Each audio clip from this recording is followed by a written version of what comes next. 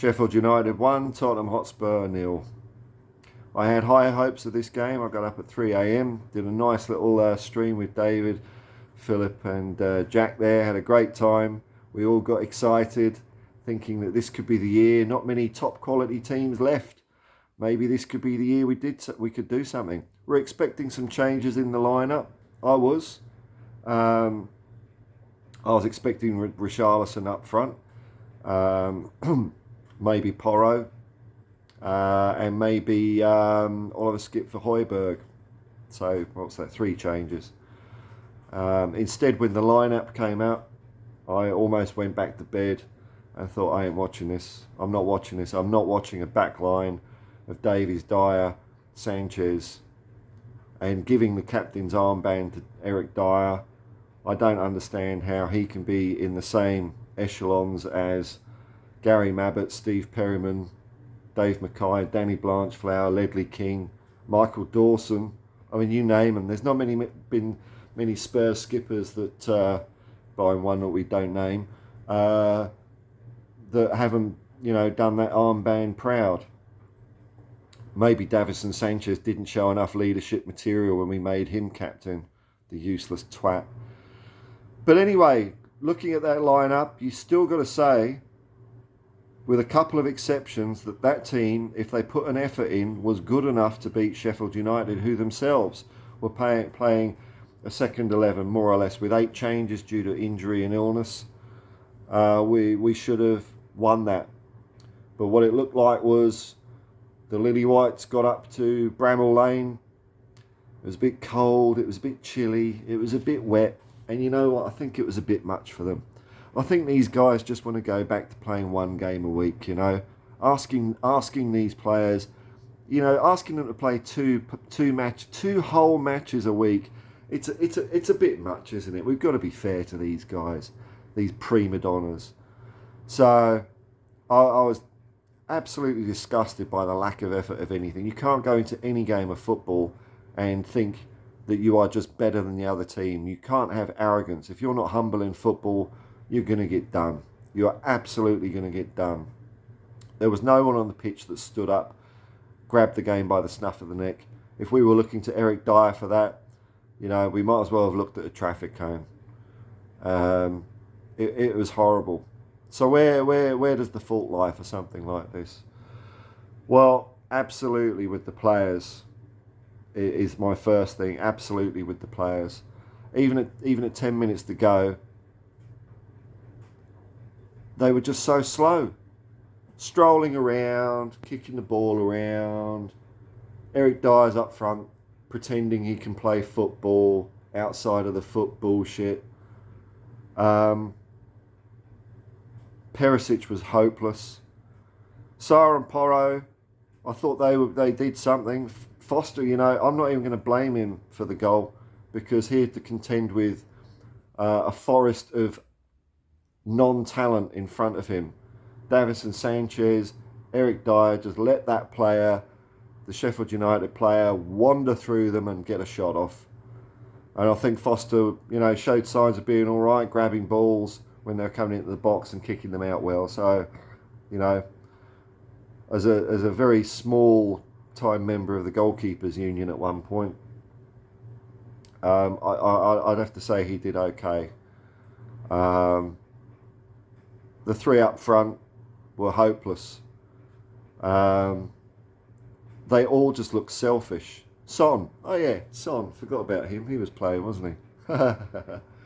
All 3 of our forwards played with such arrogance, assuming that each of them had the skill to dance past 3 or 4 Sheffield United players before getting a shot off, instead of doing what they should have been doing and playing like a team and dismantling them that way through superior skill and presence and speed and vision and awareness of the game. They did nothing of the sort.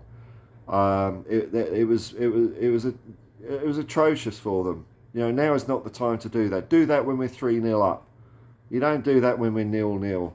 And Sheffield United, credit to them. Look, they weren't great, but they definitely had a lot more passion and desire about the game than Tottenham. So, where else does the blame lie? I also have to blame the management, Stellini and Conte. for, again, having the possible arrogance of assuming that our second 11 team can beat them. I mean, I'm kind of with them a little bit, but it was too much, too many changes. You can't drop both Kane and Romero. You've got to play one of them. And if you're playing Porro, you've got to play Romero. How you're expected to not let in any goals on that right hand side with Sanchez there, and we know Porro might be a bit sus, defensively, but he had his moments. He did, I wouldn't say it was brilliant, but he did okay. And guess what? That's where the goal came from. Sheffield United knew that guy was useless. He'd been falling over his feet, tripping over the bloody painted lines on the pitch. And the management should have known that. Really, I'm just some dickhead. What do I know? They should have known that. They should have realised that is not the lineup to take on a Sheffield United side like that. Now, were they is it for them that the FA Cup is not a priority and top four is? If that's what they think, they should go. They should get out of this club immediately.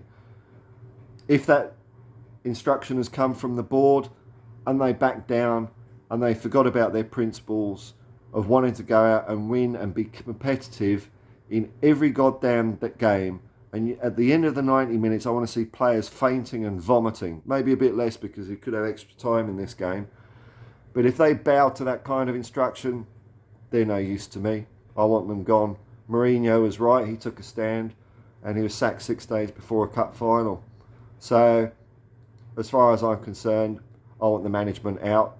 I want the players out first. That's my priority. We've got too many players taking up wages that are paid for directly by fans. They're not paid by the board. They're not paid by Levy. They're paid by fans. And the board have got to go. If all they want is top four every year, what use is that? Where's the glory in that? What happened to aiming so high that even in defeat there are echoes of glory? Has everyone forgotten that saying? No one knows, no one cares, no one gives a shit. FA Cup means nothing.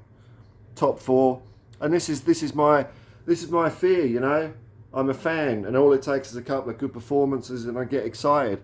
But ultimately, I have to ask myself the question: what am I getting excited about this year?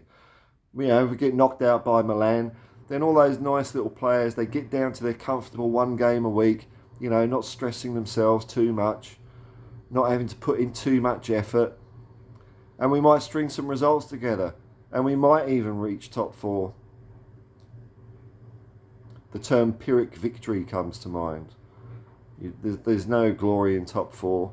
In days gone by when we didn't look as if we were in with a shot with the league, the cups are always the priority. And then if you fail at that, then you get back in the league. But we're playing it the other way around. So, I don't know.